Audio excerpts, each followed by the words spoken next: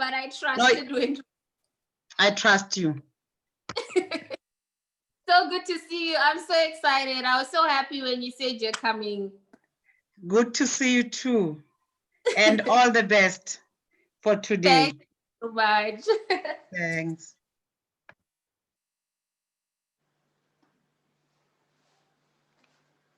Okay, Kayla, I think we're good to start. It's 3 p.m. my end. Yes, everything is recording and everything is ready to go. You can kick it off. Awesome. Charlotte, the platform is yours. Oh, the mic is off. Your mic is off. And maybe for the people who don't know Charlotte yet, even though she's our champion, a brief introduction next to it. Okay, fantastic. Let me do that. Okay, awesome. Hi, everyone. Welcome to a TuksRes Women in Leadership and a global network of Women Peacebuilders event. We are so honored and excited to have you here this afternoon. To kick us off, we are going to have our opening and welcome remarks from Charlotte Lobe. Charlotte Lobe is the Chief Director for Transformation and Transversal Programs in the Department of International Relations and Cooperation, commonly known as DIRCO. She is also the Acting Chief Operations Officer of DIRCO. She's an alumna of the Africa Future Leaders Program hosted by the University of Manchester. Ms. Lobe is also the focal person on women, peace, and security, appointed in 2016 by the Minister of DIRCO, and serves in the Global Network on Women, Peace, and Security. She also serves on the Global on Generation Equality on behalf of South Africa. Equality is a global multi-generational initiative aimed at gender inequalities and achieving a gender-equal world by 2030. So help me give a TRWLA and a GNWP welcome to Miss Charlotte Lobe. We are so honored to have her, and we are so excited to have her here to give us our welcome and opening remarks. Charlotte, over to you. Thank you very much, Akuzwe. Let me stand on the protocols already established by yourself as the facilitator and not waste time by trying to acknowledge everyone who is on the who's part of the discussants. It is my singular honor and privilege to open this webinar organized by TuksRes Women in Leadership Academy in partnership with the Global Network of Women Peacebuilders. This webinar is part of the global celebrations, and I'm very excited because this year we celebrate the 20th anniversary of the United Nations Security Council Resolution 1325. Your theme, going beyond hashtag, how are young women and men contributing to the women peace and security implementation? This is quite an interesting topic for me because the social media is a great platform that facilitates global communication and allows for real-time and accessible responses to any range of matters in different settings. It encourages information sharing and unites people. However, beyond the hashtags, how do we amplify messages, particularly from the grassroots? How do we ensure that we develop game-changing actions that promote meaningful participation of young women and men in peace building and peacemaking? And that is why I think this is one of the most interesting topics that you could have thought of. The 20th anniversary of Resolution 1325, adopted in October 2000, under the presidency of Namibia. And I think in sessions like this, it's important for us to acknowledge an African country that contributed immensely in the women, peace and security agenda. This resolution is aimed at enhancing the role of women in peace and security architecture. Since 2000, 10 more UNSC resolutions on the formative framework for implementation of WPS agenda have been adopted. The last resolution, Resolution 2493, was adopted unanimously in October 2019 under the presidency of South Africa. We are very proud of this resolution because, again, it strengthens the WPS agenda and calls for implementation of Resolution 1325 and the subsequent resolutions on women, peace, and security. In August 2020, South Africa adopted a national action plan on women, peace, and security following years of extensive consultation with relevant stakeholders. This is quite exciting for us because we now have a blueprint on women, peace, and security. This, of course, is in line with our call that we made as the president of the UNSC in October 2019, the call for the full implementation of the WPS agenda. In 2020, women do not just need to be at the peace tables. In fact, 2020 is time for young women, particularly, to redesign the negotiation table because the future is female and young. And for me, redesigning the negotiation table means that the voice of young people needs to be heard because the youth is the future. It also means that negotiation tables are not spaces reserved only for the elderly, but it is spaces that are reserved for people who can make meaningful contribution for the future that we all want. And young people are at the center of this thing that I am raising here. The third point that I wish to make, and my sister Agnieszka know that I've been raising this issue again and again and again, is that 2020 will mean that we need to rethink the women, peace, and security agenda anew. And this means that a paradigm shift from a Latin adage, si vis pacem para bellum, meaning if you want peace, prepare for war, to si vis pacem para, which means that if you want peace, you must prepare for peace. You need to have institutions and mechanisms that promote peace. It is my view that the only way that we can achieve this is for us to get young people involved in how we design our peace and security architecture. It means that we must make sure that young people, and particularly young women, participate in processes of conflict resolution, peace building, and peacemaking.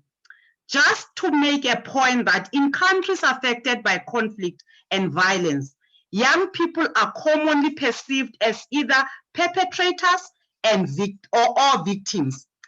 In the same breath, turmoil and instability, including in the recent years with the Arab Spring, are often characterized by the young people taking action in matters that frustrate them and in matters that, in their view, tend not to respect human rights or things that are related to the political architecture issues of the economy and issues that affect their life within the social sphere of society.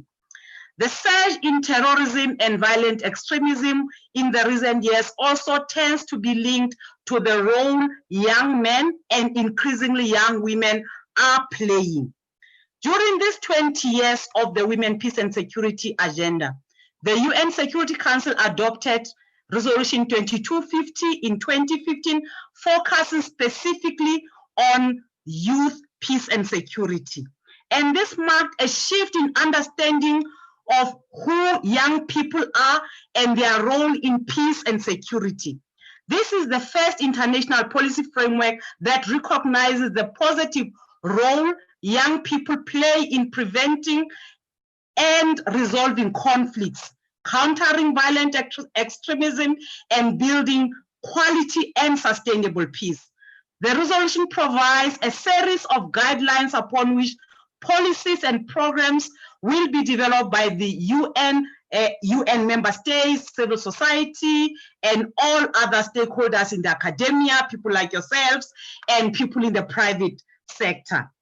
It explores, amongst others, how conflict impacts on the lives of young people, what must be done to mitigate its effects, and how youth can be meaningfully engaged in creating peaceful communities.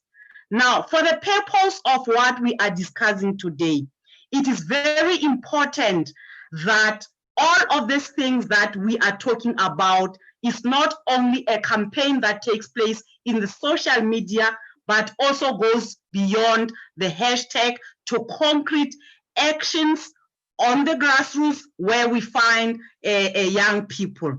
This resolution is considering a landmark legal framework, this resolution on youth, peace, and security, as it not only focuses on the devastating impact of armed conflict on youth, but also highlights the role that young people play in managing conflict and establishing peace processes.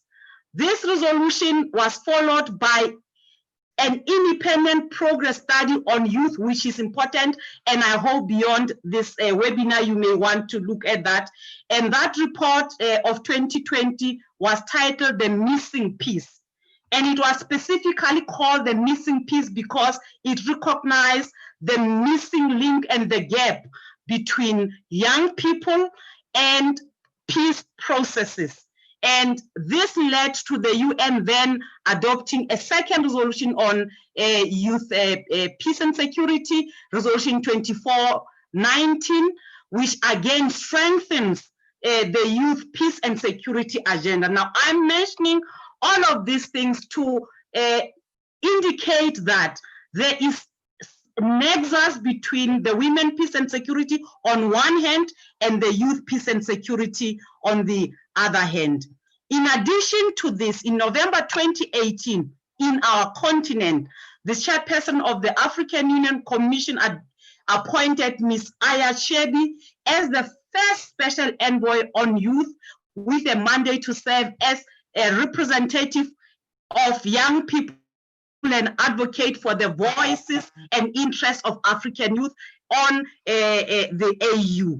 This is an important component of the youth peace and security. It is an important component of the women peace and security because you have a young woman who is now part of decision-making processes within the AU setting who represent young people. And for us, for myself as the focal point on women, peace and security, this is something that really warms my heart because it says that young women are not only voting cows, if I put it that way, during elections, and they are not only people who are regarded as support, but they are also included in core businesses of institutions. And with those a few words, I wish to open this webinar and wish you a very good discussions. And hopefully it will not just be a talk show, as you say, beyond hashtag. We will be able to use some of the things that emerges out of this webinar as building blocks towards ensuring youth participation in our peace and security architecture. Thank you very much, Akuzwe. Thank you so much, Charlotte, for your remarks. We are so grateful again to have you here with us today. And I think what stood out to me in your remarks is particularly how imperative this discussion is, as we are the young women leaders that are needed in those platforms where decisions are made. So I'm very excited to be having this conversation and for it to be a seed for what is going to be young South African women taking up space in the necessary spaces. Without further ado, I shall shortly introduce myself. As most of you know, I see most of our students have managed to join so far. I'm sure some are going to continue coming in. I am the director of the TuksRes Women in Leadership Academy this year.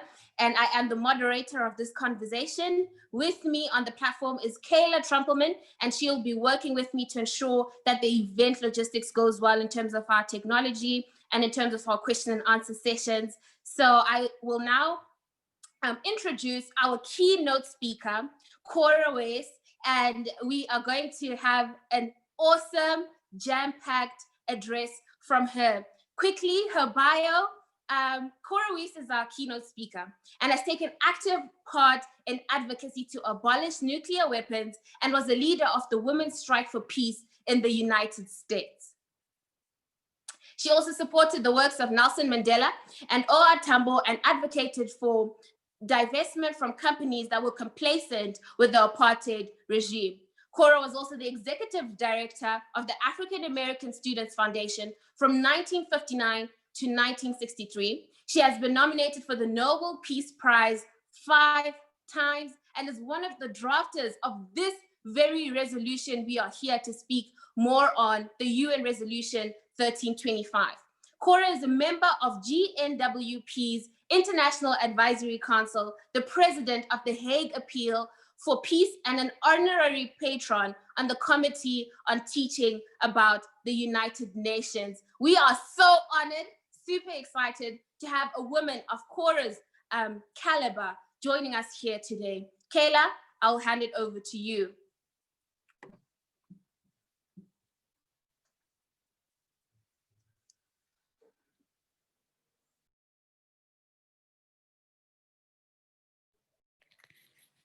Kayla, we can't hear the voice. Maybe I think you have to maybe unplug if you're using earphones, for example, so that we can hear the voice from your device. Sorry? Maybe if you're using earphones, you need to unplug them so we can see the voice coming from your speakers. I'm not, but let me see. Let's try it again, yeah.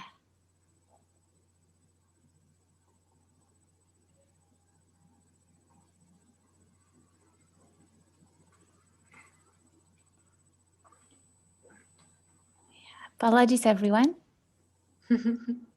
Let's try it again, Kayla.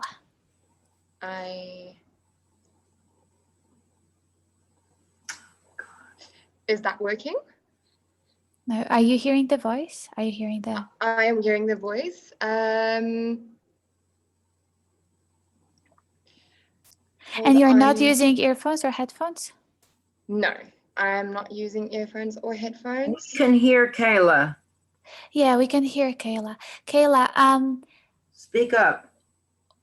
why don't I share my screen and I'll do it. We do a little troubleshooting. Are you sure? I can try again if you'd like. Try once more, and then if not, I'll do it.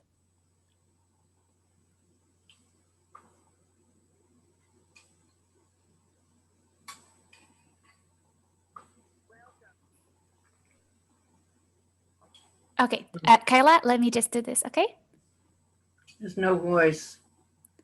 Yes, sorry, Cora, we're going to do this now from my screen, and then it's gonna work. Thank you. All right. Apologies, everyone, but thank you for your patience. This is the reality we live in these Zoomed times. Okay, so without further ado, once more.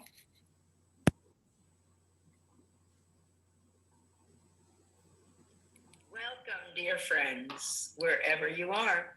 Welcome, young women and those of us who were once younger. There are many celebrations around the world on this 20th anniversary of Security Council Resolution 1325 on women, peace, and security. More people are engaged by Zoom than could come to a conference at the UN. No visas are needed here. No money for plane fares here. It seems more democratic. Zoom may be the only good thing happening as a result of this deadly, life-changing pandemic. I hope you and your families are well. I just tested negative, so we can be together. I love civil society. That's you and me. If it weren't for organized civil society, there would be no Security Council Resolution 1325. It took mere mortal women to conceive it and draft it. Civil society invented and are implementing the landmine ban treaty that won the Nobel Peace Prize. Civil society is the way to go. Women started to talk about the need for the Security Council to consider women as peacemakers in May of 1999, when thousands of people from over 100 countries met in the Netherlands at the Hague Appeal for Peace Conference. We heard how to bring our ideas to the Security Council, and we met in the office of UNIFEM, now called UN Women. We decided to present our draft document in October when Namibia would hold the presidency, and asked for them to send someone to help us with Security Council language. We were a handful of women calling for the 3 Ps: participation of women at all levels of governance, prevention of violent conflict, and protection of women and girls during violent conflict. We lobbied all 15 UN member states and brought our draft to Kofi Annan's gender advisor. On the last day of October, Namibia's ambassador called for its unanimous adoption, and it was. Uh-oh. Sound. Yes. Kyla, please make sure you don't mute me. Resolution would not carry the weight of passing a resolution. Voting for it. So I called the UN's lawyer, Hans Corell from Sweden. He came to breakfast and took the UN charter out of his pocket. Article 25 says all member states agree to carry out the decisions of the Security Council. That makes it international law. There are myths about this women-made international law. One is that it affects countries who are at war. That's not true. It affects all countries. It immediately calls for prevention, which used to be considered a toxic word, even though the UN was created to, quote, save leading generations from the scourge of war. I believe that you've discussed this landmark resolution, which is celebrated every year at the end of October. We don't let anyone forget it. If there are no women at the table, it's not a legitimate discussion. I call for decent, progressive women because I believe that it takes more than ovaries to make a good feminist woman activist. Ruth Bader Ginsburg, who recently died of cancer, was our iconic jurist on the US Supreme Court. She believed that imagination and passion should be used to look at the future. We have an opportunity today, with everything challenged by this destructive pandemic, to use our passion and imagination to think of the future we want for ourselves and our daughters and sons. There are terrific African women on whose shoulders we all stand, who broke ceilings. Wangari Maathai from Kenya was a Nobel Peace Prize laureate for planting trees. Pamela Odede-Mboya worked with the UN's Third World Conference on Women in Nairobi in 1985. I loved and admired both women whose lives were cut short by cancer. Nations should not be allowed to go to war without women at the table, and then they shouldn't be allowed to engage in war anymore. The nuclear button should certainly no longer be allowed to be in the hand of just one person, the head of the nuclear state. What if he or she is taking mind-altering drugs for a pandemic? Abolishing nuclear weapons must be at the top of the agenda, together with climate change and pandemics, all existential threats to people and the planet. I can imagine requiring every nation to endorse the UN resolution to make aggression a crime. I can imagine mobilizing every woman who has ever had breast cancer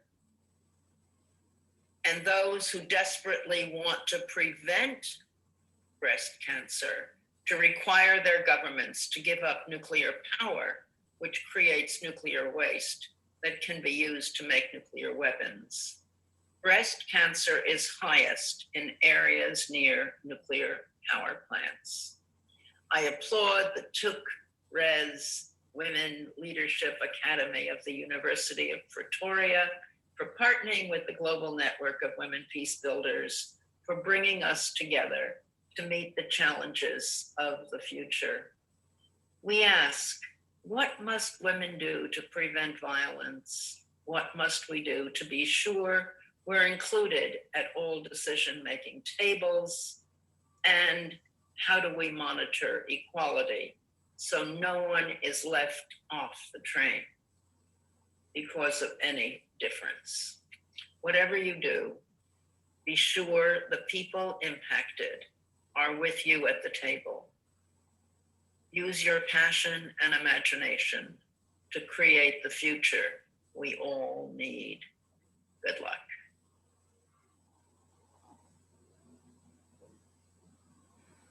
Thank you so much, Cora.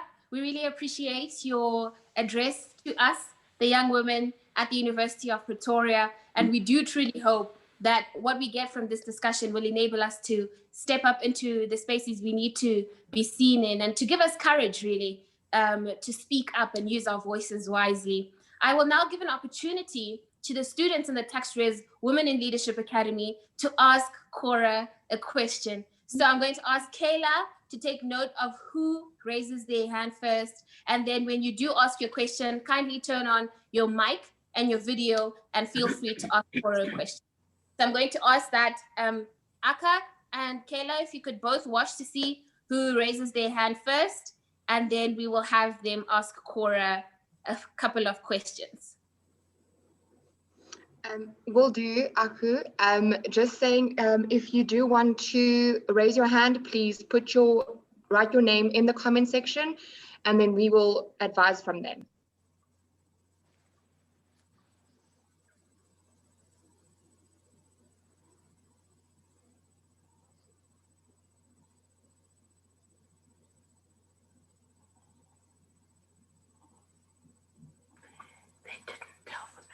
Students, we are waiting for questions. Please write your name in the comment section so we can get your name so you can ask Cora, Ms. Cora Weiss, a question.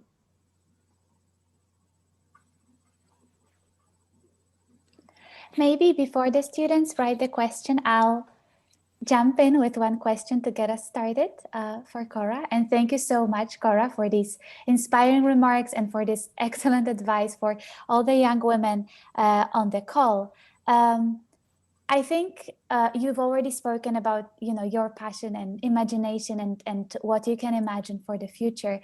When you look at the room, the virtual room filled with more than 100 young women now, what is your dream or for the Women, Peace and Security agenda, let's say in the next 10 years. And I've heard people saying during these celebrations, hopefully in 10 years, we don't need the Women, Peace and Security agenda anymore. So do you agree with that? And I guess what would be your dream or vision for the agenda 10 years on?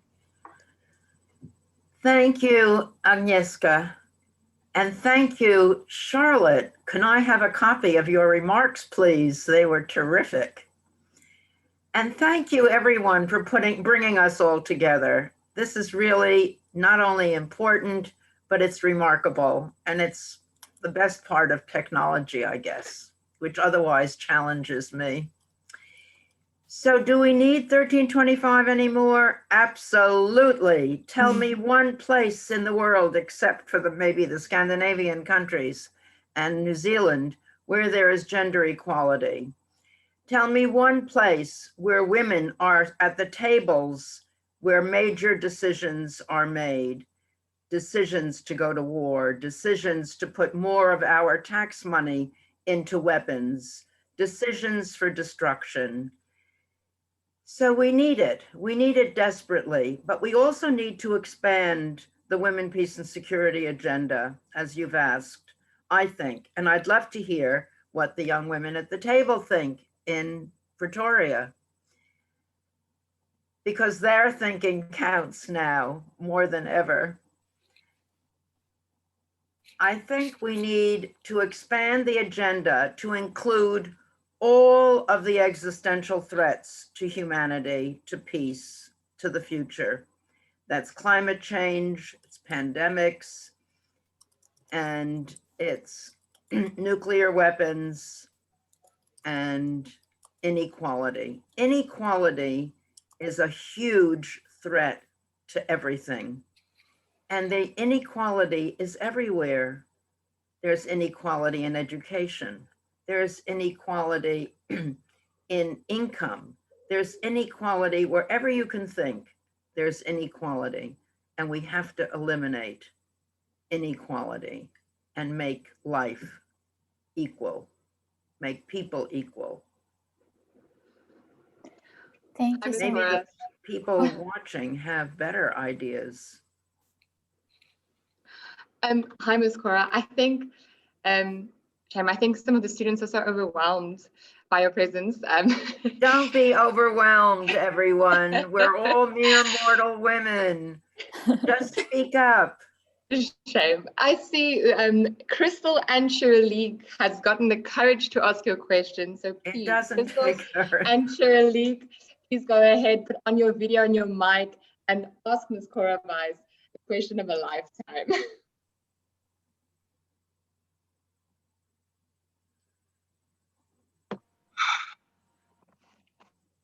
Hi, Ms. Cora. Such Hi. an honor to actually be with a woman of your caliber here.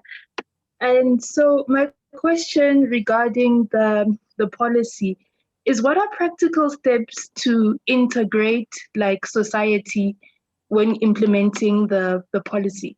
Because it's easy for, not it's easy, but let's say, for example, if the country decides to adopt the policy, the peace and security policy, what are practical steps to implement or to integrate society and include them in implementing the policy? So it's not that you are imposing it upon society, but people are actually adopting it and living it out, because it's easy for like policies or laws to become something that people know about, but they don't actually live out practically. So it's a law, but no one is actually following it. I don't know if I'm making sense, but what are You're the making practical terrific sense, and it's a very, very good question. Thank you so much. People have to be asked to be included, but people also just have to be included before they're asked. And we all have to sit down and talk to each other. The most important question, I think, today is, what's the future going to look like? This pandemic has put us all on the same table at the same time. It's affecting everybody and every form of life. And we have to sit around the table now and talk about what we want to see for the future. What does our future look like? And plan for it and make sure that we're at the table making it happen. But the planners have to know that it's the law that they have to put us at the table too.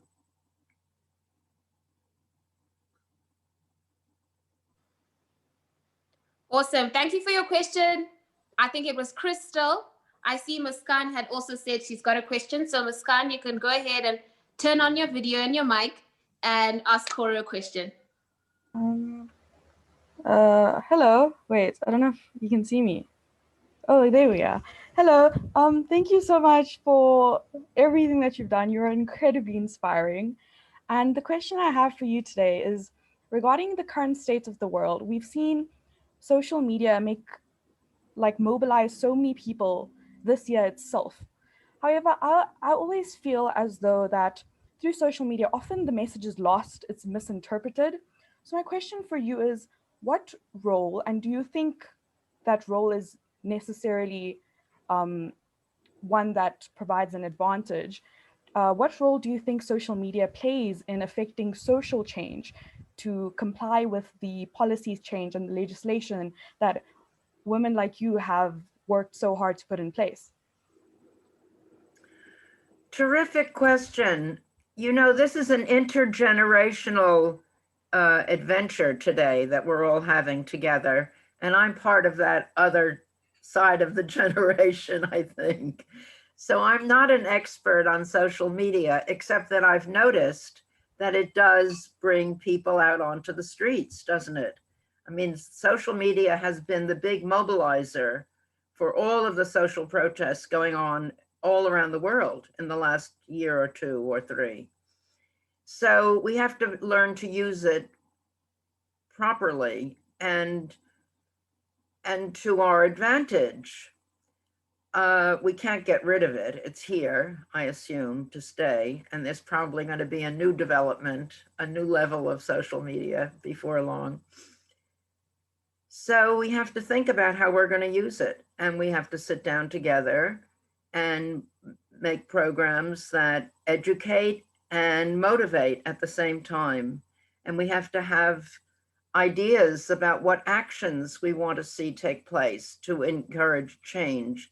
Social change happens. We have to figure out the best ways of making it happen.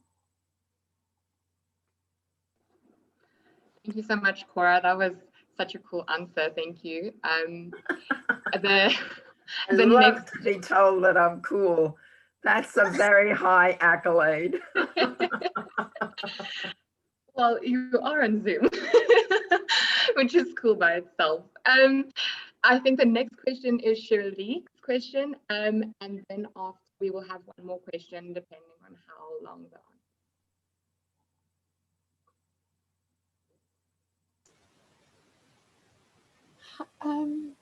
Hi, Cora. Hi.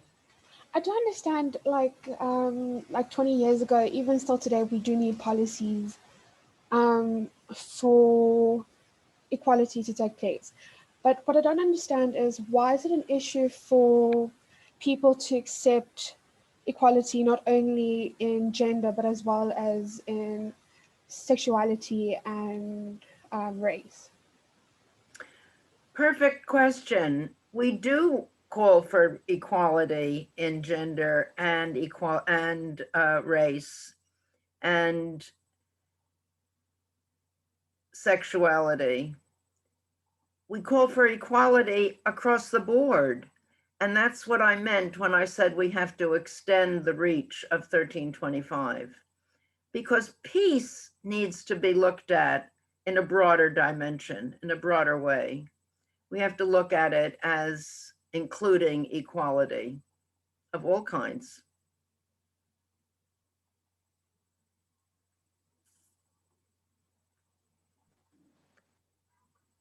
Thanks, Shirley. I don't know if you wanted to say thank you. And I don't know, Cora, if that was all to answer that question. Well, I don't want to talk a lot. Okay, no problem. Well, we have one more student who'd like to ask you a question. Okay. Turn on your video and mic, and this will be the last question we take. Okay.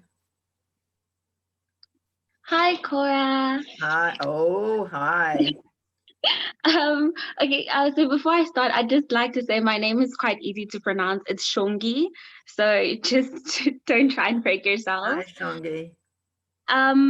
So regarding to a question that Crystal asked, your response was that we need to talk more and, come together as a group and just discuss more on these issues in order to implement it in a practical way.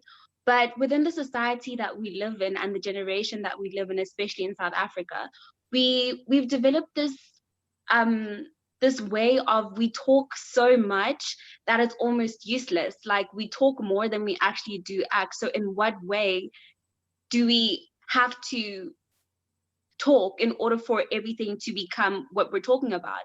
I mean, we're in a state where we're talking and people can see that we're talking, they can hear us, but nobody's actually listening. So in what way would you advise that both men and women who have come together to talk can implement this in a very, very practical way? That's a very important question. Thank you. And I think we should ask the women who are on the program today from the Global Network of Women Peacebuilders, who spend their entire lives, their days and nights, working on the implementation of 1325. And we'll find out from them what their secrets are for being so successful. But talk, talk, talk is more important than fight, fight, fight. And we just can't stop talking, but you can't stop listening, because listening is even more important than talking. And we have to listen together, we have to talk together, and together we mobilize and get it done. But I do think we should call on some people who are listening today from the Global Network of Women Peacebuilders to find out what they do to get things done. Thank you for your question. Thank you very much. Thank you so much, Cora. And thank you for answering all of the questions. Thank you to the students who came on and asked questions. We will still have another question and answer session after the panel discussion. But as of now, we are now going to enter into our panel discussion, and I will begin by introducing each of the panel speakers we are going to have. Our first panelist is Agnieszka Santos. I hope I pronounced that right, Agnieszka. She is the program coordinator at the Global Network of Women Peacebuilders and has supported women, peace and security implementation in 15 countries. She coordinates GNWP's work on support to national action plans and localization of UNCR 1325, the resolution we are speaking about, and very experienced in the area, as Cora is saying, that we are going to glean from their wisdom, people who are on the ground doing what we're here to learn about today. She is also active in the research and global advocacy on peace building and sustaining peace, the linkages between CEDAW and the WPS agenda, and financing for women in peace and security. Prior to joining GNWP, Agnieszka worked on issues related to women in peace and security and conflict-related sexual violence with the International Committee of the Red Cross, Mercy Corps, and UN Women. She has led a global study on local women and civil society perspectives on sustaining peace in 2018, and has been the author or co-author to multiple publications on peace building and women, peace and security. Agnieszka holds a BA from the University of Oxford and a dual master's degree from Sciences Po Paris and the London School of Economics. Our next panelist is Hayat Mershad. Hayat Mershad is a feminist activist, researcher, trainer, and journalist. She is the co-founder and co-director at Female, a non-profit feminist collective, and editor-in-chief of Sharika Walaken feminist website, and head of communications and campaigning at the Lebanese Women Democratic Gathering, RDFL. Hayat has more than 10 years experience in coordinating and leading various projects and campaigns about gender equality and women's rights in Lebanon. Our next panelist is Hila Yoon. Hila Yoon is the founder and CEO of Afghan Women Welfare and Development Association, ADA. She is currently working at the GNWP as the 4th Cora Weiss Peace Building Fellow. As the Cora Weiss Peace Building Fellow in New York City, Hila supports the implementation of the GNWP Young Women for Peace and Leadership program, which enhances the capacities of young women from conflict-affected communities to build sustainable peace and promote gender equality. Prior to joining GNWP, Hila worked as a desk officer and coordinator for the United Nations Department at the Ministry of Foreign Affairs, Afghanistan, MOFA. She is currently a member of the Committee for Implementing National Action Plan, NAP, on the UNCR 1325 resolution.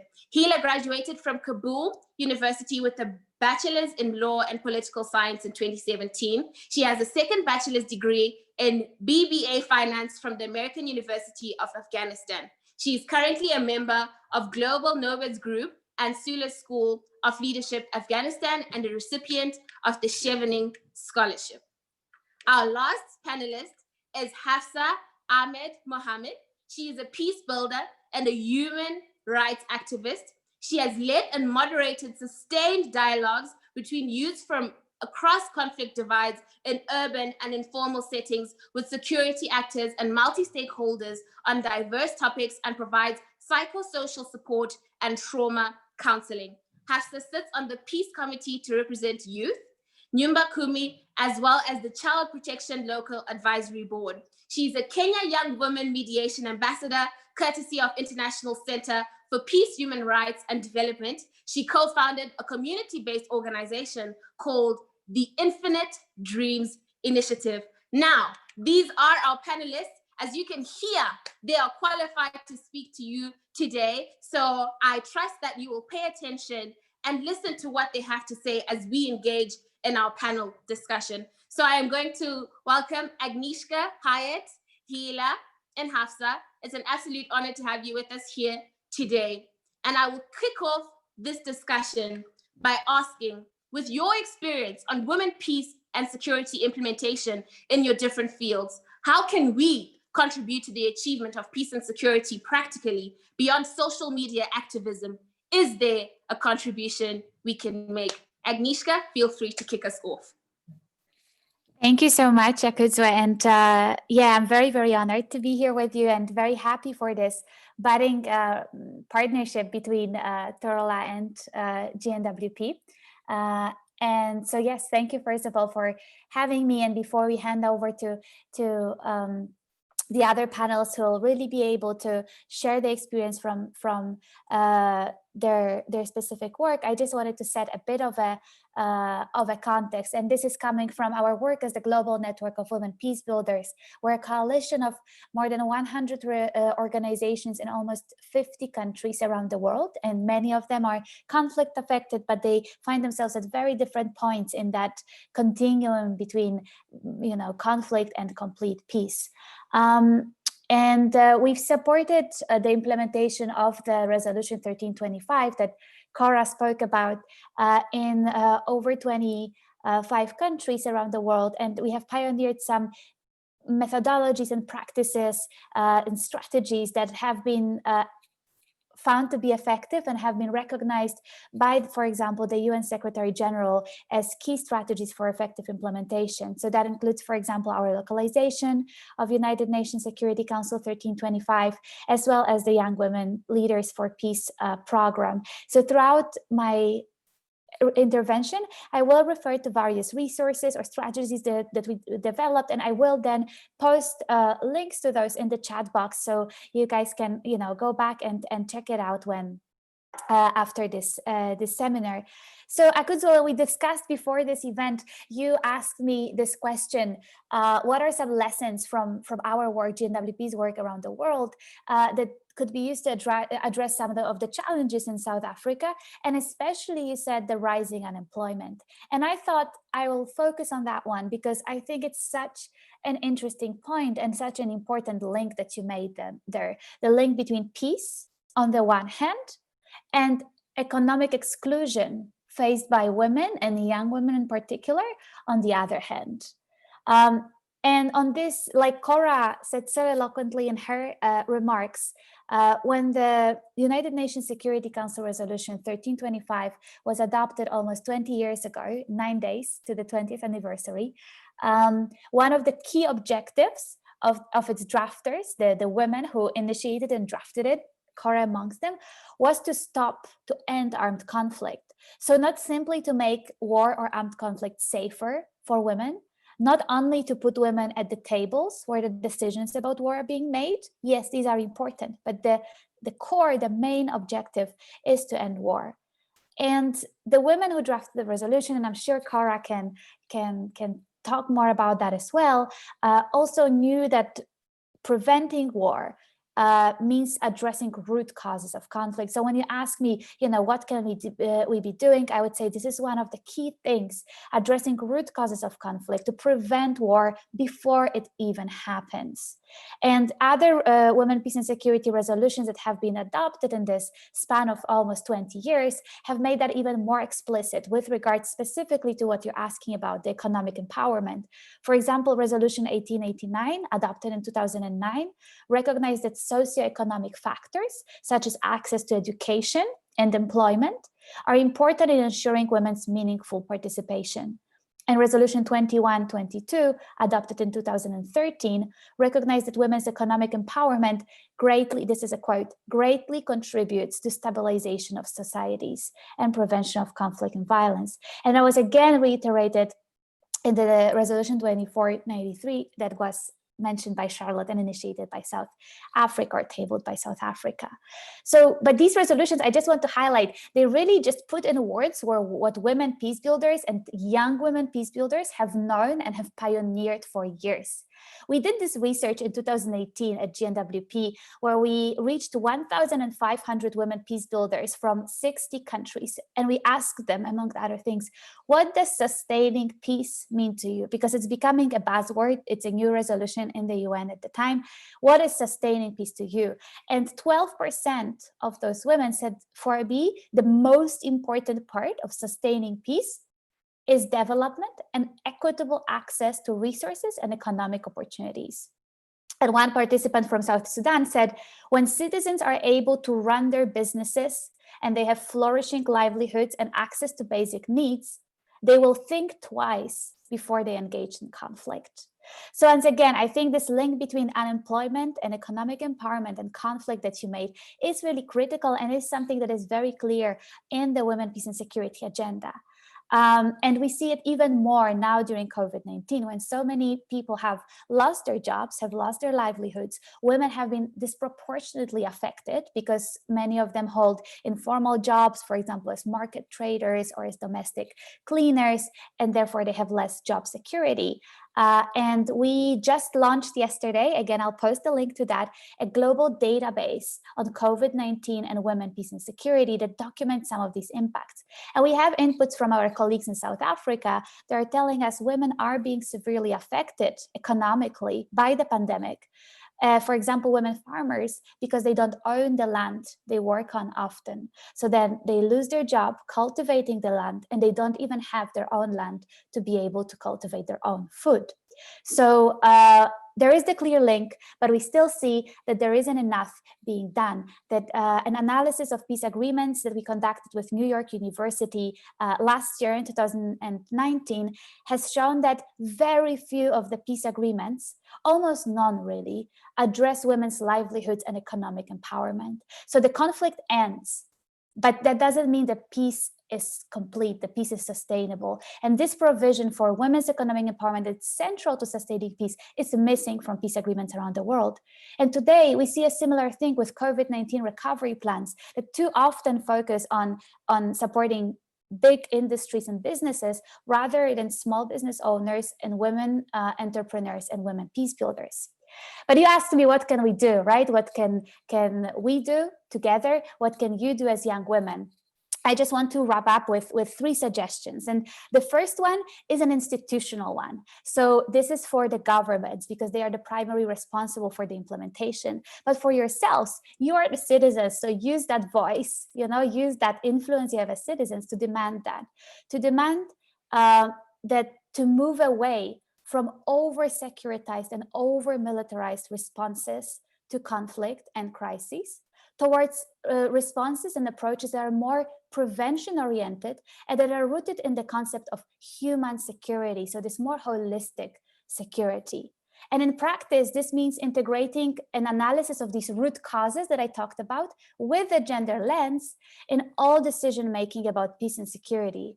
So for example, the United Nations Security Council, something we call for and something we hope for allyship of the South Africa as it holds the Security Council seat, is to include that analysis of gender root causes, gendered root causes of conflict in all of the Security Council discussions, not only the ones that are dedicated to women, peace, and security. And similarly, member states, when they develop and adopt their own national action plans, they should include these broad considerations, including considerations for women's economic empowerment there.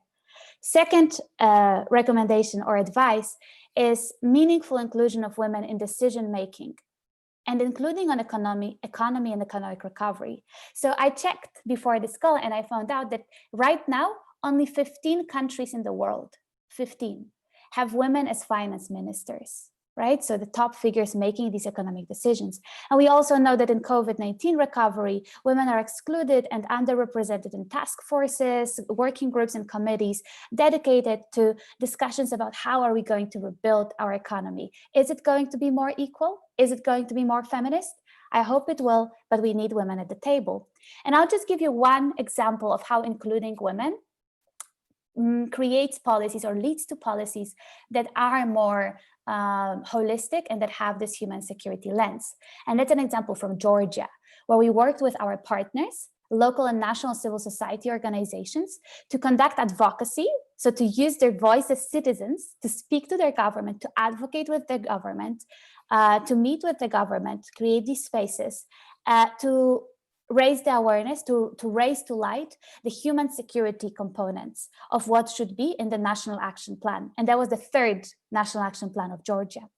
And as a result, this third National Action Plan is much broader than the previous two. It includes provisions on increasing internally displaced women's access to decision-making. It includes provisions on mental health services for internally displaced women. And importantly, to your question, it includes provisions on the investment in women's and youth empowerment through education and economic activities. So to me, that's an important example because it not only shows that national action plans that are more human security oriented are possible, but it also shows that they are possible, but they will only happen if women and young women are part of designing them. So I really commend South Africa on the inclusive process of developing their national action plan.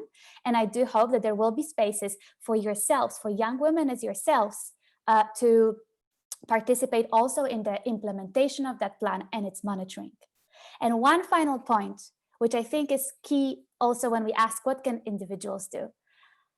Do not dismiss, I'm talking about these economic plans and policies that are created at quite a high level, but do not dismiss the importance of small economic initiatives and support to women and especially young women.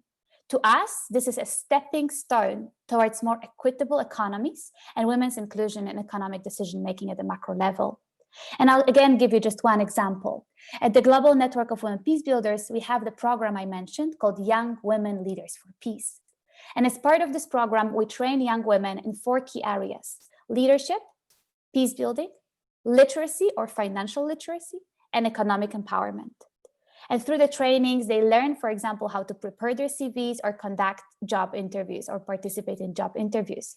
But we also supported them to design and run small businesses. For example, in Bangladesh, Democratic Republic of the Congo, and Indonesia, we've been supporting women to start their own small businesses, selling manufacturing or farming even, raising rabbits, for example, in DRC.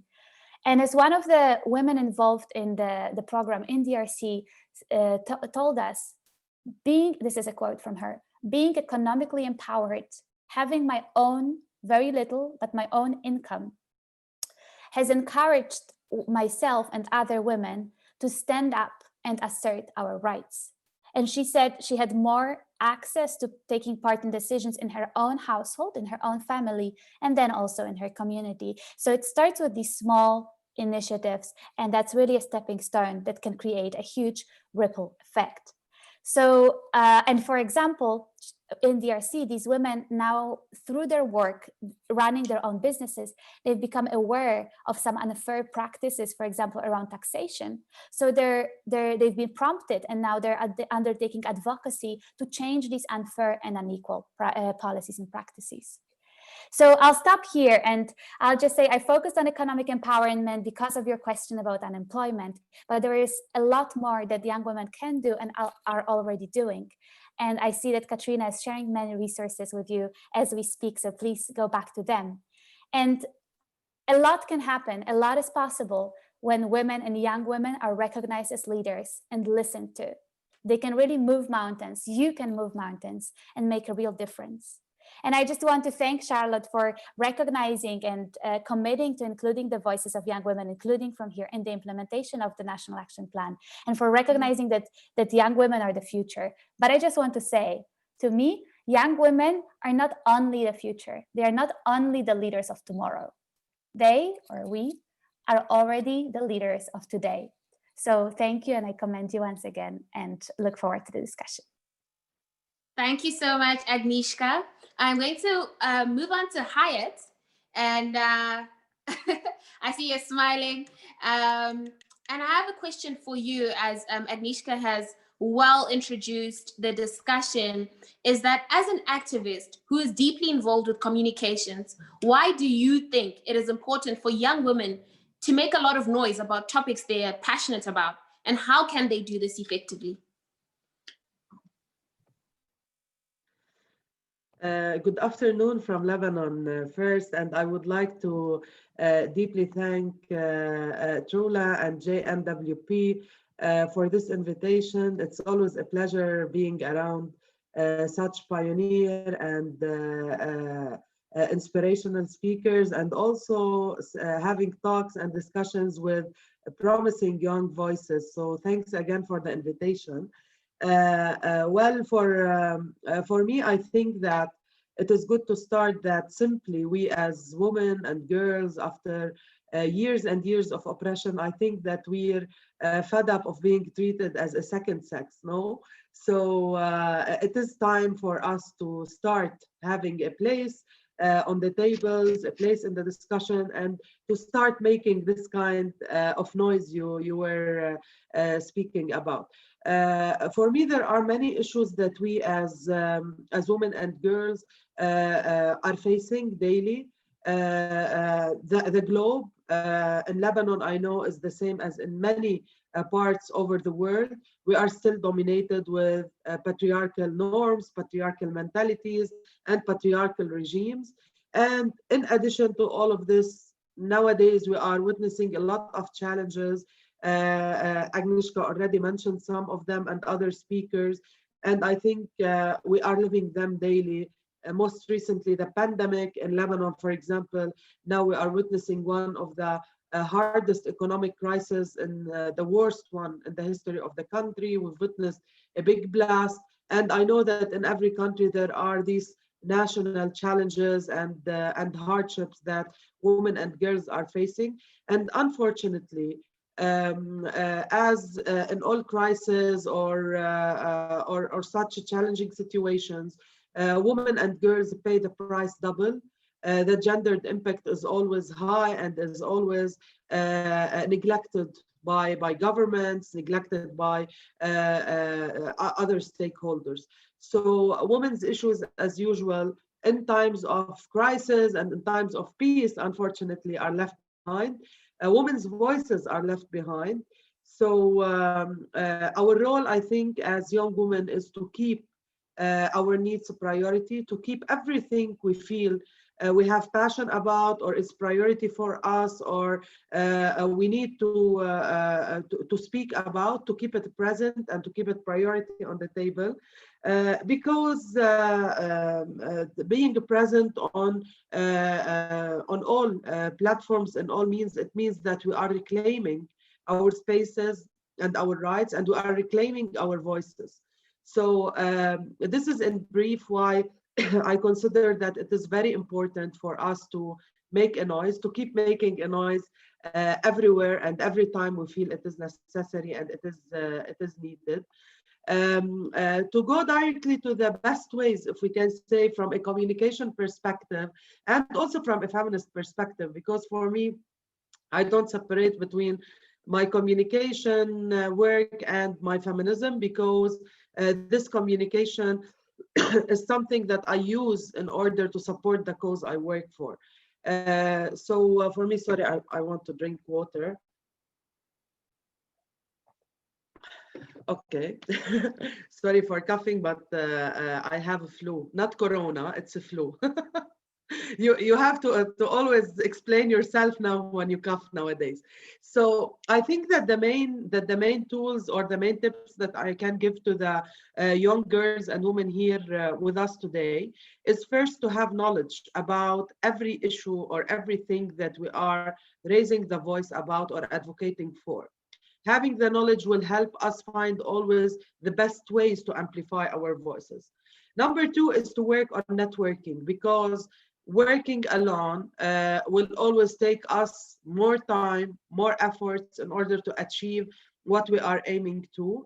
And working within networks will give us more strength, will give us more resources, will give us more support to continue.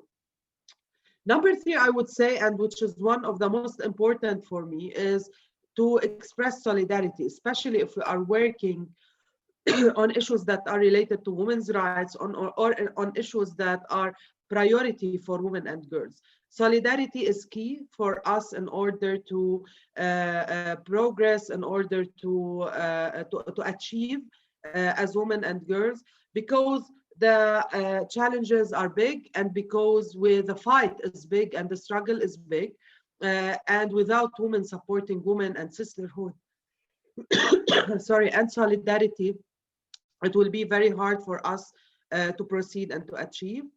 It is also important not only to think of ourselves only as us as individuals, maybe in a movement or as an individuals. It's important to think that as much as we bring more voices to the movement, it will make us more, it will make it more strong. So it is important to empower also other women and other girls to speak up. One of the main things that we learned also from the history and from the experiences of other women, especially, again, I say, who work on feminist causes and on issues that are related to us as women and girls, their experiences taught us that the feminist struggle and the struggle for women's rights, human rights, for peace is really hard. At many times it is risky, and it costs a lot. Maybe from our security, maybe from our comfort, and etc. And it needs time and commitment, and above all, passion. So keep the passion, keep the commitment, and always know that everything needs a lot of work, needs a lot of struggle in order to achieve. And finally, I can say, and this I think one of the participants here asked to Cora, and I think it is a key point, which is related to digital media and campaigning. Develop your communication, effective communication and campaigning skills, because it is very much needed nowadays, especially with, as I mentioned, the increasing needs and the challenges. The work with media and the efficient use of digital media is very important. Now, digital media platforms are a space for us to make the noise we are speaking about, are a space for us to access resources, to access networks, to access everything that we want in order to raise our voice and say that we are here. So this is briefly, I will stop here and I will wait for any questions or inquiries or comments. So thank you. Thank you so much, Hayat.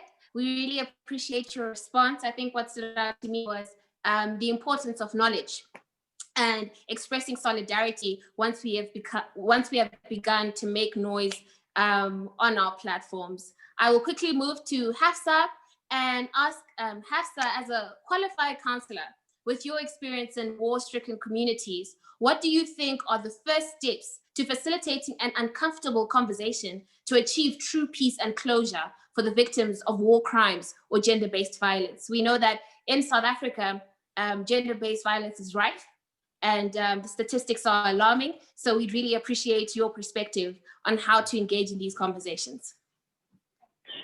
Thank you so much. This is a great honor to be with you all. and to share this platform with, phenomenal young women. Coming back to your question, allow me to share a very practical program that we do in our community in addressing, creating the platform for having an easy conversation.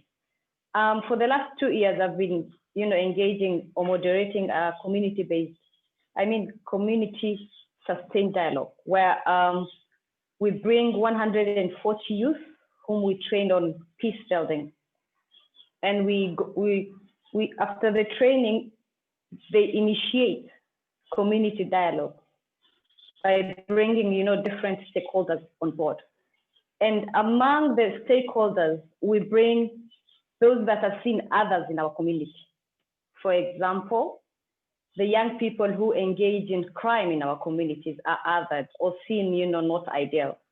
And so what we do differently from other programs in our community is to bring them on board, to be part of the young people that we are training on peace building, but also to lead the process in their community. For a period of 7 months, they engage in five stages, where they train and also go through that process and come up with solutions to address, issues that their community is facing. And when they come up with their solutions after the 7 months, an organization called, a peace building organization called Life in Peace Institute provides or supports that process and, provides the financial support to realize those goals that the young people in our community came with. And so it's very essential. And mind you, it's always at the beginning stages, it's very uncomfortable for people to interact with former criminals, former suspected, radicalists. But the more we interact, the more we talk about those stereotypes, the more we engage with the diverse groups in our community, it eases the tension. It brings, empathy in our community. And it brings the person standing from the other side to, realize or understand where this person is coming from. So yes, that's the process that we do, and to change our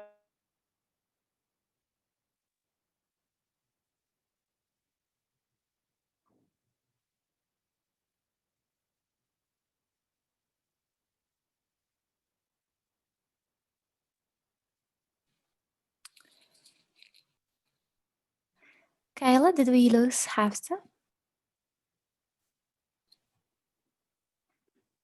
Yes, it seems like that. I'll get back to her now, see whether I can communicate with her and reconnect. I think maybe we can go on to our last speaker, and then when she reconnects, we'll catch up with her again. Okay, awesome. Okay, so our final panelist is Hila.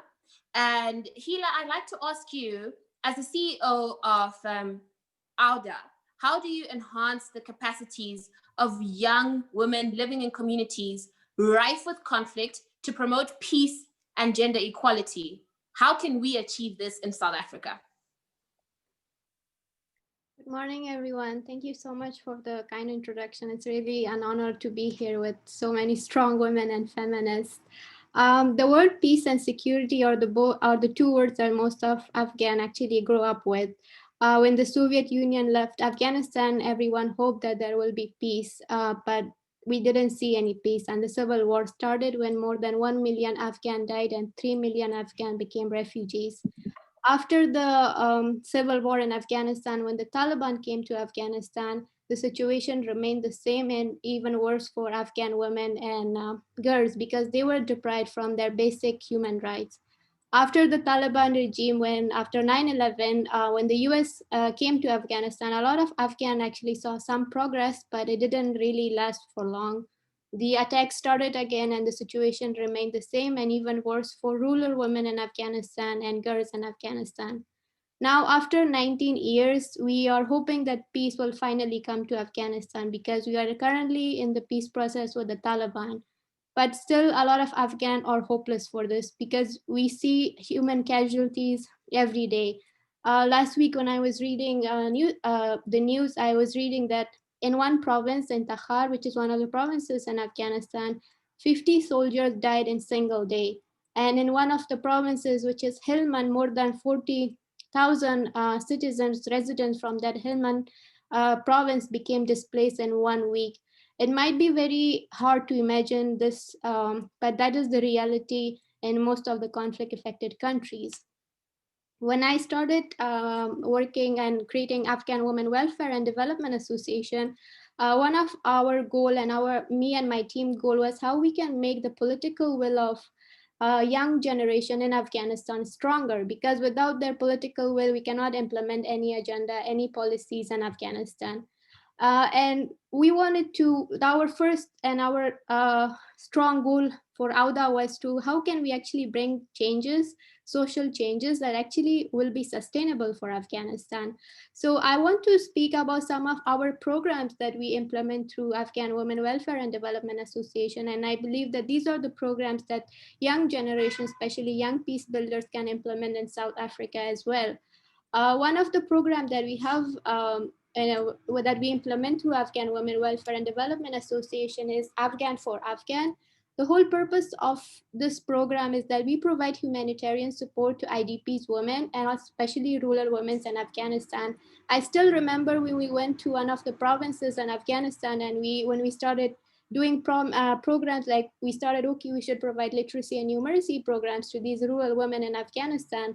And when we went there, they were saying like, we don't need these things. I asked them, why you don't need this? It's very important for your girls that they should learn about literacy and numeracy. They should know about education. Their response was to me that we are starving here. We don't have food in our plate. So why we don't really even care about what you're teaching us?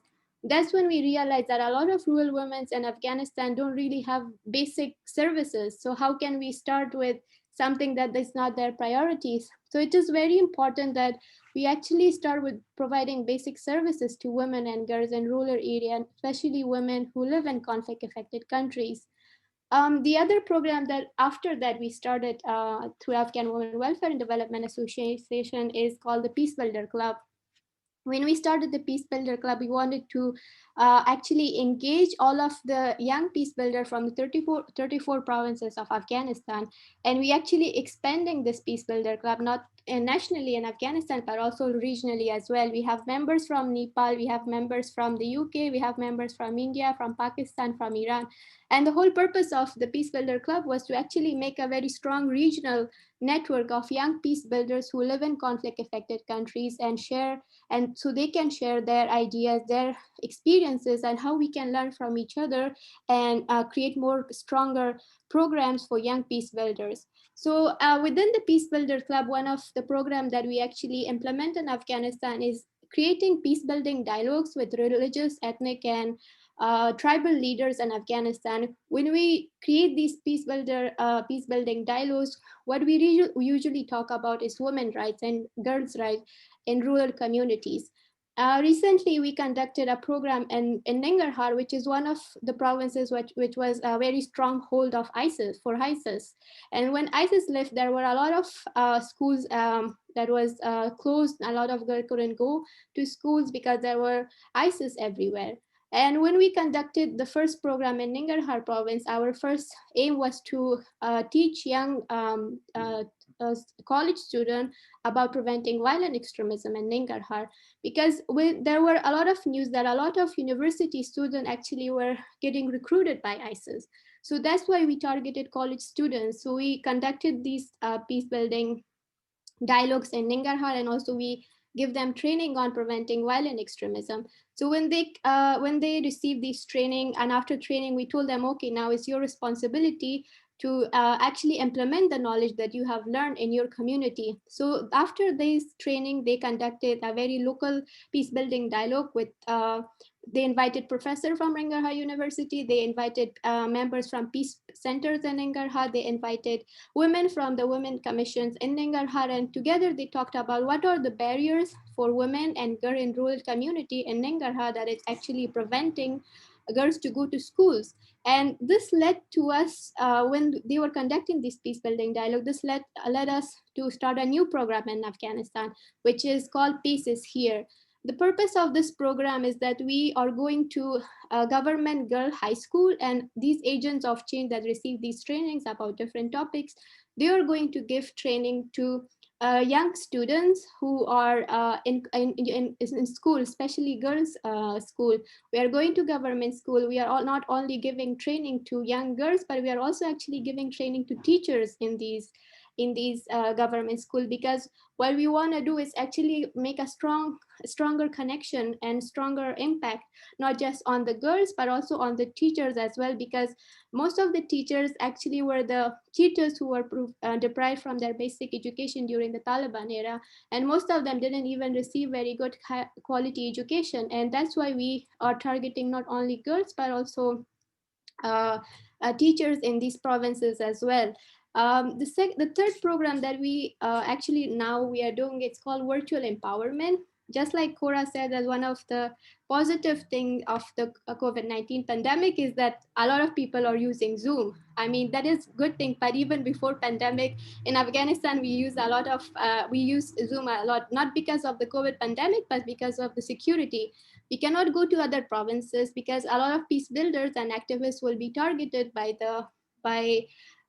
different militia. So we started virtual empowerment, and I still remember when we were actually organizing a webinar on the current peace process with Taliban. We invited different stakeholders from the UN. We invited a representative from civil society, from the government, and a lot of our members actually couldn't join the webinar, especially women. When we asked them why you cannot join this webinar, they were saying we are actually not allowed to have a mobile in our family.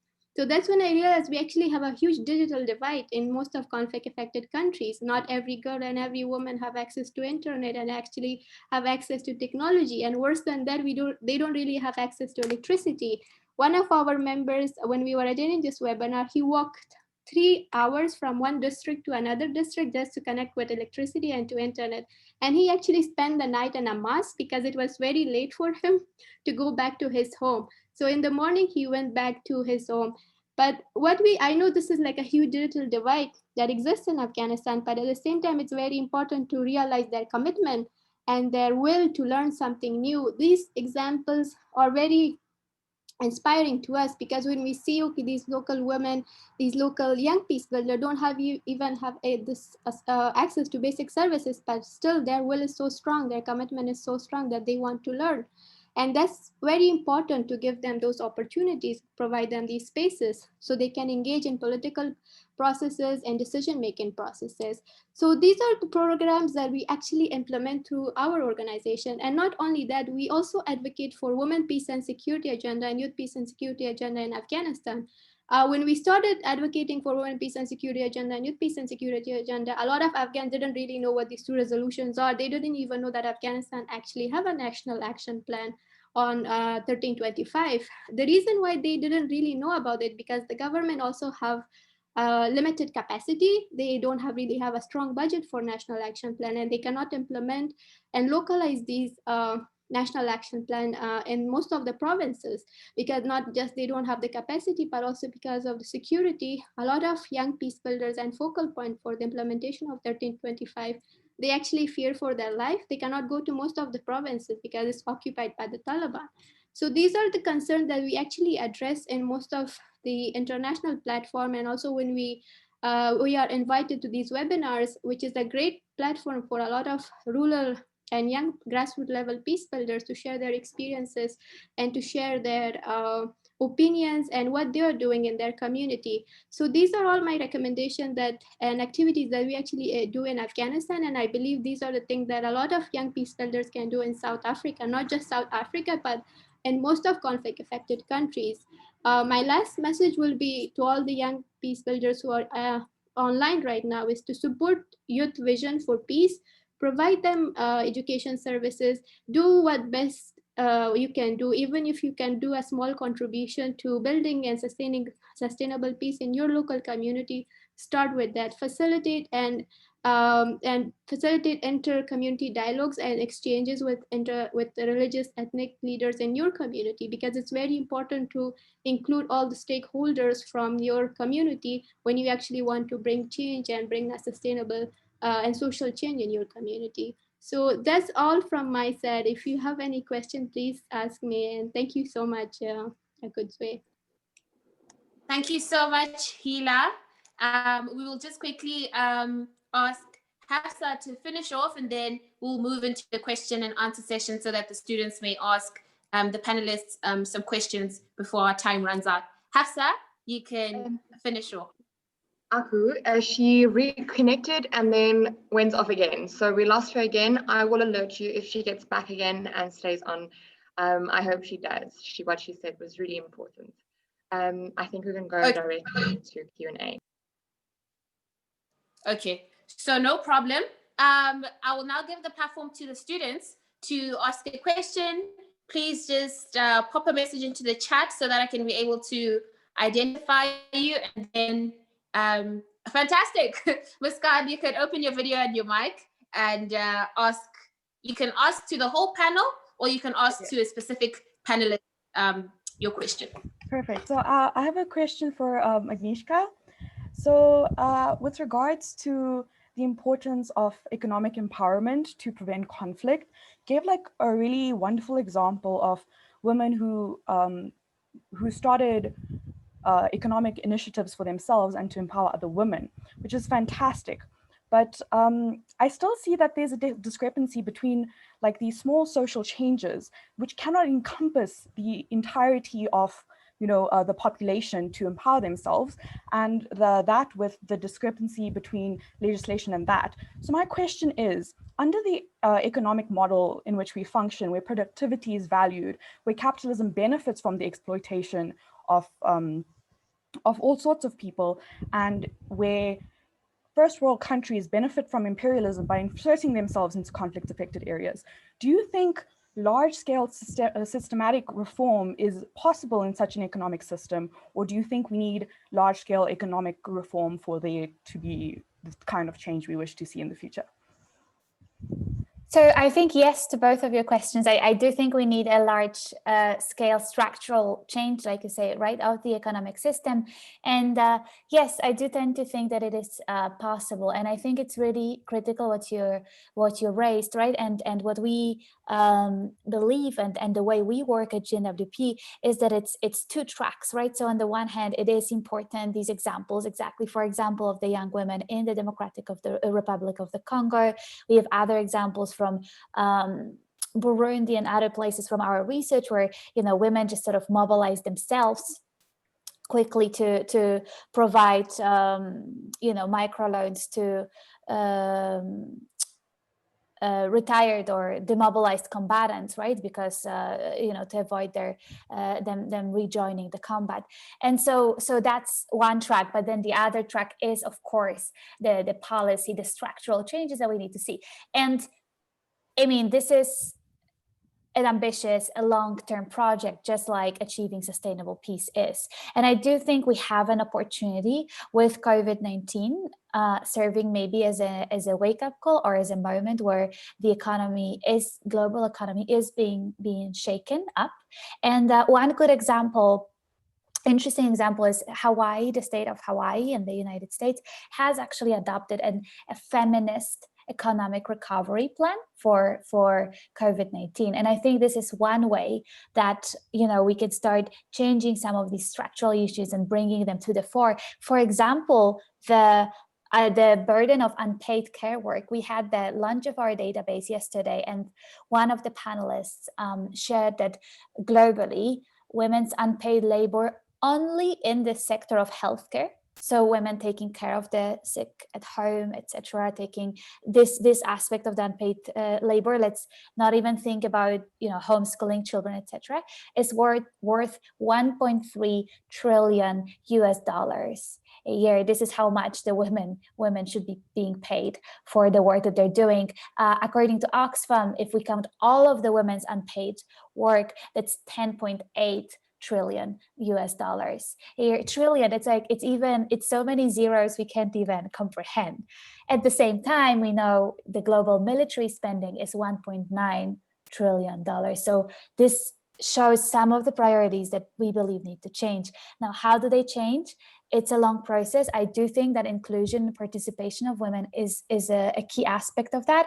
And so it goes like that. The inclusion of women leads to more equitable policies, and these in the longer term will lead to that structural change. And so that's why I shared that example of Georgia, for example, where, that helped institutionalize some of that. And there are other examples in Sierra Leone. We worked with local governments, and they were able to build some provisions for the economic empowerment of women in their communities, in their local development plans. So again, this then starts from the local level, but I think any real change really does. So yeah, that was my answer. Thank you, Muskan. This is an excellent question. Much. Yeah.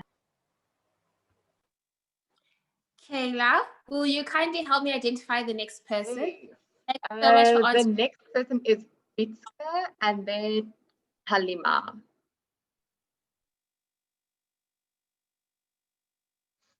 Hello, everyone. So my question is to all of the panel, whoever wants to answer.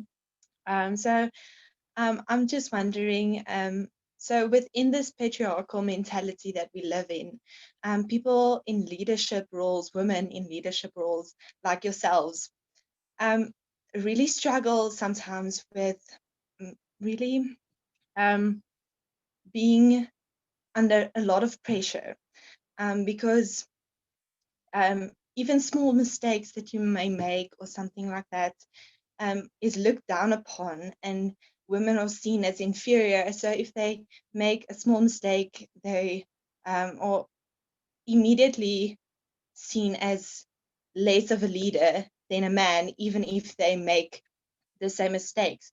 So how can women deal with such pressure in leadership roles?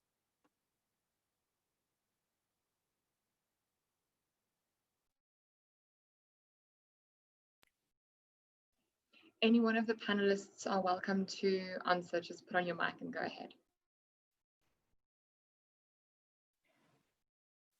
I think what Hayat was saying, and maybe she can elaborate on the solidarity, to me is an important point there, and how we, support and elevate other women rather than perpetuating and replicating this pressure. And so maybe Hayat, I'll throw it over to you to respond, but I just want to say one thing, which is it's a crucial question. How do we deal with this pressure? But also, how do we take it off?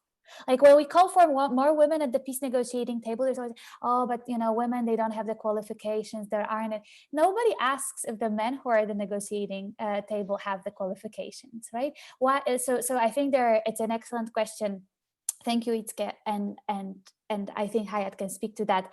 But the broader question is, how do we also remove that pressure? Hayat, I'll hand over to you. Yes, with pleasure. I will answer this question because thanks for the brilliant question, actually, because yes, one of the main challenges that we face as women is the stereotypical image that is being drawn about our roles. Women's role is in certain spaces, mainly in the private spaces and in the care jobs and everything, and not in politics or in the public affairs or etc. So I know that this stereotypical image took years in order to be rooted in our societies and in our mentalities and in our practices.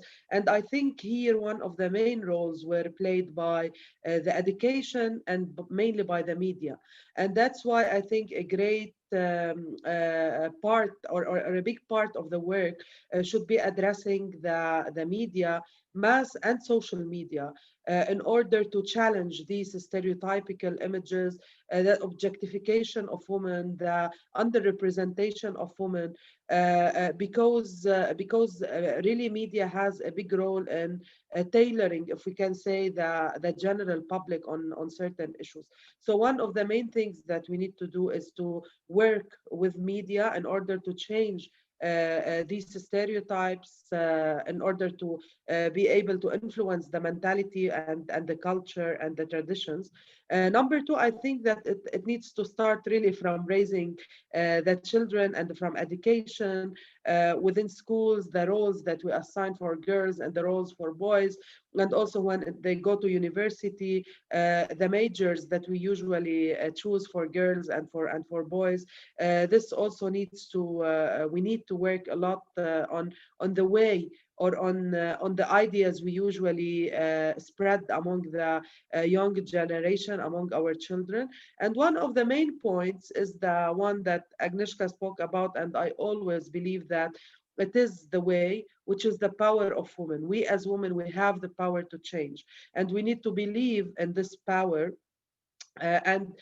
This power comes with solidarity because, as I already mentioned in my intervention, patriarchy was spread over decades and over centuries because there was a power and power dynamics that are not in the favor of women. Unfortunately, they were in the favor of men, and all men were united to keep these power dynamics alive. So it's our role now as women, as they didn't ask for our permission when they oppressed us or violated or abused our rights, we don't need to ask for permission in order to reclaim our rights and our spaces and our voices, and solidarity is the way. Yeah.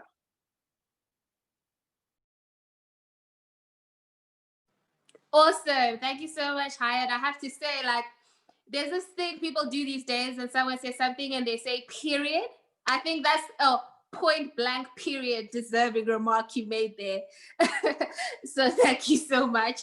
I will leave Halima to ask a question. I think she was the next one.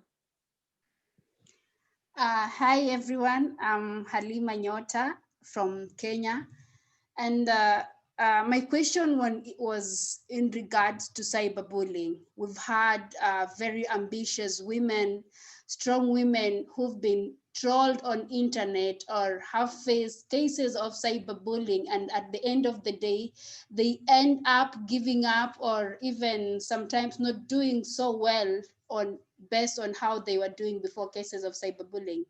As young women or young upcoming leaders, we might also face these incidents of cyberbullying. How can we best handle issues of cyberbullying as young women? That was my question I wanted to ask, and this has been a great conversation. Thank you.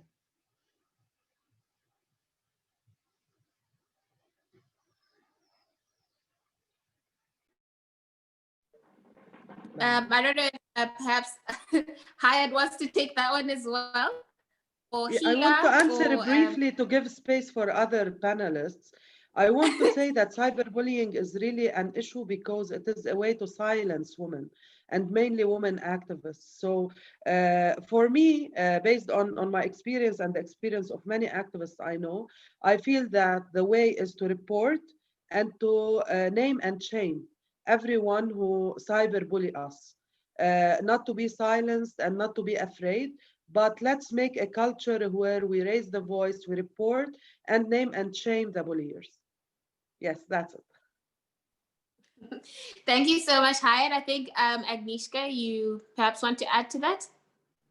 Sure. Yeah, no, I just wanted to say it is such an issue. And now with the lockdown, even a bigger one. And, you know, part of what we can be doing and are doing is trainings on cybersecurity and how to protect yourself in the cyberspace, that we support our partners in different countries to conduct or deliver with women. But I also want to again say, and I feel like I'm twisting all of these questions, but I think it's an important thing for us to do, to twist every question like that. One, yes, we are asking what can we do? How can we protect ourselves better from this oppressive system, and that includes a system that allows for cyberbullying. How can we protect ourselves from bullies? But then I again will twist the question to also ask, how do we address the bullies, right? How do we put that responsibility on them? Because, you know, at the end of the day, like we said earlier, what is needed is really that structural change. And we at the Global Network of Women Peacebuilders in the month of September, one small step towards how we can address that is, or toward expressing that dismay and that contempt to what is happening in the online spaces, is we boycotted Facebook. So we went off Facebook completely because of how the platform enables violence, and that's violence against women. There have been videos of rapes that have been shared on Facebook and not removed by the platform. That's racist violence. There are groups where, you know, people and police officers in the US exchange disgusting comments about the racially motivated police brutality in the US, and again, Facebook does not react. Meanwhile, Black activists from the US get their accounts suspended on a regular basis, right? So there is that structural issue, and we are currently writing an open letter to Mark Zuckerberg and to Facebook, because we do think that there is their responsibility there as well. These accountability, these fact-checking mechanisms, they need to be stronger, right? Yes, we can report. I once Googled for sexual violence or sex trafficking in Ukraine. I was looking for a report on this, and dating websites came up. So this to me says someone wants to traffic a wife from Ukraine, which happens a lot. You know, that's the kind of algorithm that Google is operating there. And I reported that to Google, nothing happened. So we can report, we can protect ourselves, but these systems, these accountability systems, they need to be stronger. So we're running that campaign, and we will invite all of you to join that. And there are others as well. So I really encourage you to look into that. We need to raise our global voice as women, as young women, to say enough. It's not just us who needs to be protecting ourselves. These hateful platforms have to take responsibility for that too. So that's one thing. And I just want to say, our Young Women Leaders for Peace in the Philippines, that's a great example of how they've mobilized. So as part of a campaign to prevent the hate speech online and the fake news that have been spreading, especially during COVID, they are doing a series of videos on Facebook, on Instagram, on Twitter, where they just share their own videos saying, what does it mean to be a good digital citizen? You know, so there are videos about exactly how to be respectful in that digital space, but also how to protect yourself, but also how to fact check, how to double check when you see a piece of news online. And so that's an excellent campaign. I do encourage you all to check it out as well, and I'll try to post a link in the chat, but also perhaps start something similar. I think these kind of campaigns, filling the internet with the positive voices to block out the negative ones, can also be something we can all be doing. So yeah. Amazing. Thanks so much. Yeah. We have Christy. Christy has a question, and she'll be the last one to ask a question before we round off the event. Christy, feel free to turn on your mic and your video. Hi, my question is for Cora. I wanted to just know, what advice do you have to maintain one's motivation for like the cause and the fights and whatnot? Because obviously you've been doing this for quite some time, and I want to know like what helped you stay motivated throughout the time? Am I on? Yes. Yes? Well, I don't know what else to do, frankly. It's all I've done all my life.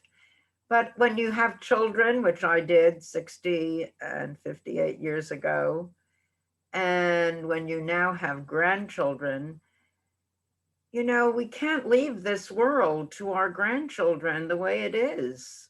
We just have to keep going.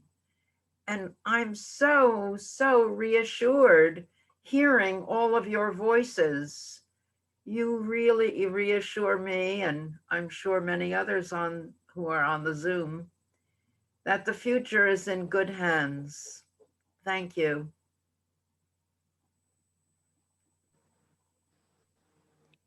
Thank you so much for asking your question, Christy.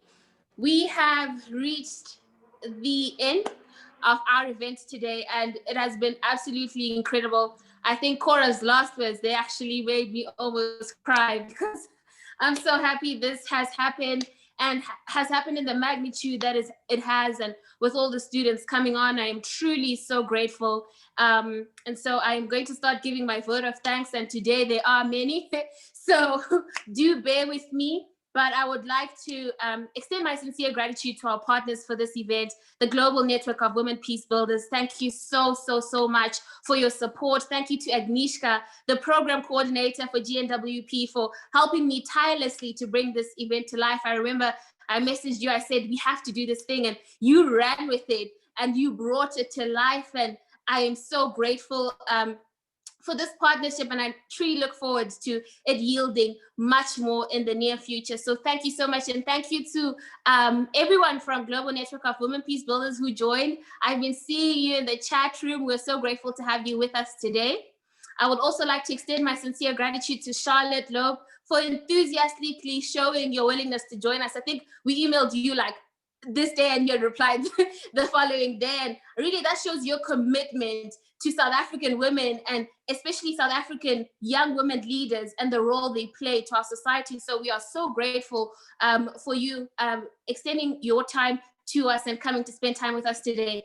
To our keynote speaker, Cora Weiss, we are so grateful to have had you share your wisdom with us today, and to be still so passionately willing to equip women with your wisdom in the field of women, peace, and security. We are so honored that you accepted our invite and joined us today. This truly marks the beginning. Thank you. You're the one to be thanked. And we have to recognize the role that Africa has played in developing 1325. Thank you so much, Cora. And then I'd like to thank our panel speakers, Agnieszka, Hyatt, Hila, and Hafsa. You are the example for young women like us today. You inspire us, and we're truly so privileged to have had women of your caliber and expertise join us today. I'm sure that many students in the webinar were incredibly moved by your work and wisdom shared here today. So thank you so much. I'd also like to thank Mercy Jerap. I see she joined us in the room today. We have young women peace builders all the way from Kenya who joined the platform today, and I'm so grateful to have had you here and present. It was truly an intergenerational and global conversation. I mean, we had hired from Lebanon, and we have people from Kenya. We have Cora all the way, and Hila in the United States. So we really brought a global conversation to our platform today. To our board co-director and coordinator, Bez Liebenberg, thanks for believing in our vision and running with it with us. We are so grateful to have you. To the TRWLA events team, truly indebted to you for your hard work on this event. I particularly want to shine a light on Akas Lamini and Kayla Trumpelman for working together with me to bring this event to life. Your support and enthusiasm does not go unnoticed, and your commitment to TRWLA is truly humbling. To our students, thank you for coming and honoring our invite.